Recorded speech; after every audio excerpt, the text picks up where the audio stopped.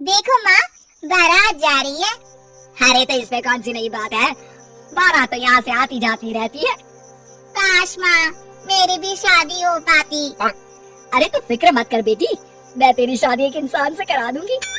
लेकिन ये कैसे हो सकता है माँ, मैं तो एक चुड़ैल हूँ। अरे इसका भी इलाज है मेरे पास। कल ही हम नदी के किनारे वाले जादूगर के पास चलेंगे, वो अपनी शक्ति से हम दोनों को इंसान बना देगा।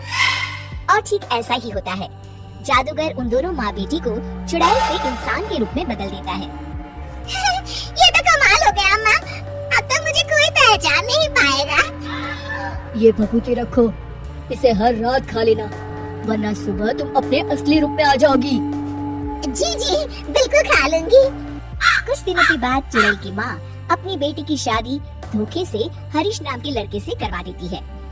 फिर एक दिन, अरे मार गए हरीश, इतनी सुंदर पत्नी तो किस्मत वालों को मिलती है, और एक तुम हो कि खुश होने के बजाय हमेशा तुम्हारा मुंह हारे हुए लीडर के चमचे की तरह लटका रहता है।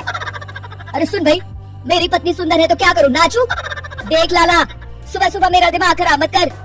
अरे वो सब तो ठीक है, लेकिन एक बात मेरी समझ में नहीं आती, तुम्हारे दूसरे दिन कम से कम 10 लोगों का राशन खरीद कर ले जाते हो। अरे आखिर तुम इतना राशन का करते क्या हो? तुम्हारे घर में तो खाने वाले सिर्फ 4 लोग हैं। अरे तुझे मेरे घर की बातों से क्या लेना देना, तू चुपचाप अपनी दुकानदारी कर, वरना यहाँ दुकानों की कमी नहीं है।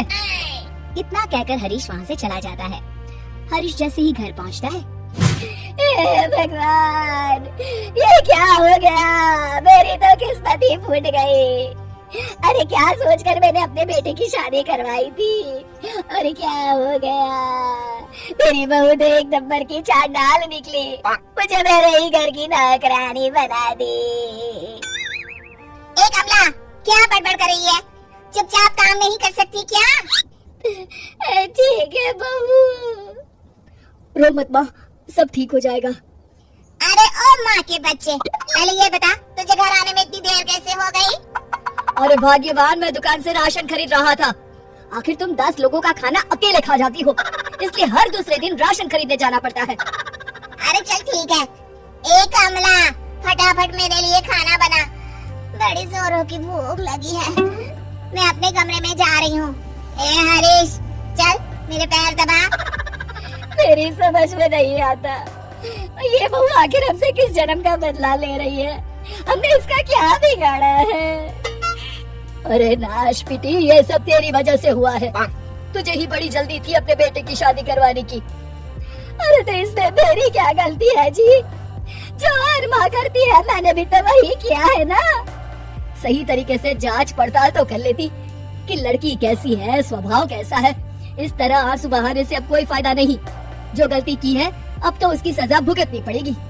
आपका ये भाषण सुनने का वक्त नहीं है मेरे पास, मैं तो चली रसोई घर में खाना बनाने, नहीं तो ये डायन मुझे ही पकाकर खा जाएगी। कमला रसोई घर में चली जाती है। इस तरह हरीश और उसके घर वालों की जिंदगी नरक बन जाती है। कुछ दिन बीत जाते हैं। फिर एक रात, आज तो खाना खा के मजा आ गया। कुछ भी कहो, मेरी बढ़िया सास खाना एक नंबर का बनाती है। और ये कामचोर हरीश क्या कर रहा है? ए लड़के, ठीक तरह से पैर दबा। तो मुझे बहुत नींद आ रही है। इस तरह उस रात चुड़ैल जादूगर की दी हुई भभूति खाना भूल जाती है। अगली सुबह अपनी बगल में लेटी चुड़ैल को देखकर हरीश की आंखें फटी की फटी रह जाती है। अरे मर गया रे, ये क्या, ये भाग्यवान तुम तो एक चुड़ैल हो। तूने सही कहा हरीश, चुड़ैल हूँ मैं, चुड़ैल। अरे मर गया रे, कोई बचाओ मुझे। इतना कहकर हरीश घर से बाहर की तरफ भागता है। तभी उसके पड़ोसी भी जाग जाते हैं और सब देखते हैं कि हरीश के पीछे एक चुड़ैल पड़ी है। गौर से देखने पर पता चलता है कि ये तो उसकी पत्नी ही है। सारे गांव वाले मिलकर उस चुड़ैल को मारते मारते एक कुएं की तरफ ले जाते हैं। चुड़ैल गांव वालों से डरती, रोती, बिलखती उस कुएं तक पहुंच जाती है और अनजाने में ही कुएं के अंदर गिर जाती है। गांव वाले फौरन कुएं में कुछ कचरा और डंडियां डालकर उसे भर देते हैं और इस तरह हरीश का अपनी पत्नी यानी कि चुड़ैल से पीछा छूटता है और हरीश और उसके घर वाले चैन की सांस लेते हैं।